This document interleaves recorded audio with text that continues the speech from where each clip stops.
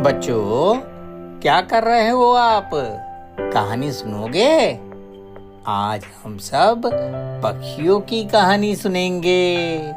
आपको बच्चों सुंदर सुंदर पक्षी पसंद है ना? एक बहुत ही खूबसूरत जंगल था जिसमें बहुत सारे पक्षी रहा करते थे।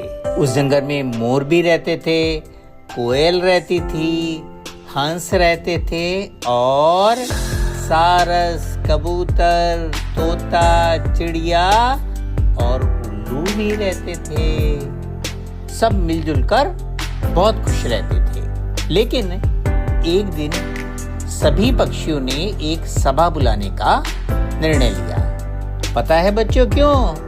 क्योंकि पक्षियों के राजा गरुड़, जो भगवान विष्णु के वाहन भी हैं, भगवान विष्णु की सेवा में इतने व्यस्त रहते थे कि उनके पास किसी पक्षी की समस्या सुनने का समय ही नहीं बचता था। पक्षियों की इस सभा में यह तय किया गया कि पक्षीराज गरुड़ को पूरी तरह भगवान विष्णु की सेवा करते रहने देने के लिए अब हमें एक नया राजा चुन लेना चाहिए। बहुत बहस हुई, बहुत विचार विमर्श हुआ और अंत में यह तय किया गया कि उल्लू को राजा बनाया जाए। बस फिर क्या था, तैयारियां शुरू हो गईं। उल्लू के लिए एक सिंहासन तैयार किया गया, एक ताज बनाया गया और पवित्र जल, वेदों का पाठ, शंख, ढोल सब बजाए गए। पूरा जंगल जश्न में झूम उठा। चिड़ियां अपनी मधुर आवाज में चहचहाने लगी और कोयल ने जो बहुत मीठा गाना गाया। तभी एक कौवा वहां उड़ता हुआ आ गया। कौवे को देखकर सभी पक्षी चौंक गए, क्योंकि कौवे को तो पक्षियों ने सभा में बुलाया ही नहीं था। लेकिन सभी पक्षी कौवे को बुद्धिमान मानते थे और सबने उसकी बुद्धि को देखते हुए उसे फिर पूरी बात बताई। जब उसे सारी बात बताई गई तो कौवा जोर जोर से हंसने लगा और हंसते हुए बोला, अरे तुम लोग ये क्या कर रहे हो?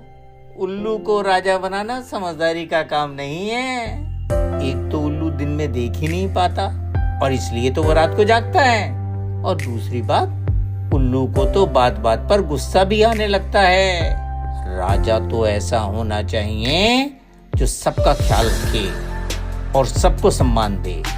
राजा सूर्य के समान होना चाहिए, जो एक समान प्रकाश पूरी धरती को देता है। पक्षीराज गरुड़ पहले से ही हमारे राजा हैं और वो बहुत योग्य हैं। और उल्लू तो पक्षीराज के सामने कुछ भी नहीं है। नहीं, हमें दो राजा नहीं चाहिए, वरना अनर्थ हो जाएगा। कौवे की चतुर बात सुनकर सभी पक्षी मान गए और उल्लू का बिना अभिषेक किए ही वहां से चले गए।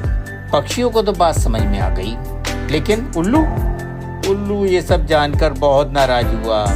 उल्लू ने गुस्से से कहा, दुष्ट कौवे, तूने मेरे राज्याभिषेक में विघ्न डाला है। आज से तुझसे और तेरे वंश से मेरी हमेशा की दुश्मनी रहेगी। कौवा भी सोचने लगा, अरे शायद मुझे दूसरों के मामलों में बोलना नहीं चाहिए था। कभी कभी सच बोलना भी भारी पड़ जाता है। तभी से बच्चों, कौवे और उल्लू में पीढ़ी दर पीढ़ी बैर चला आ रहा है।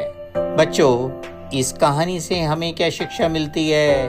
हमें शिक्षा मिलती है, सच बोलना बहुत अच्छी बात है, परंतु हमें दूसरों के मामले में हस्तक्षेप सोच समझकर ही करना चाहिए। अगर सच कड़वा हो तो कड़वा सच बोलना कभी कभी नुकसानदेह हो सकता है।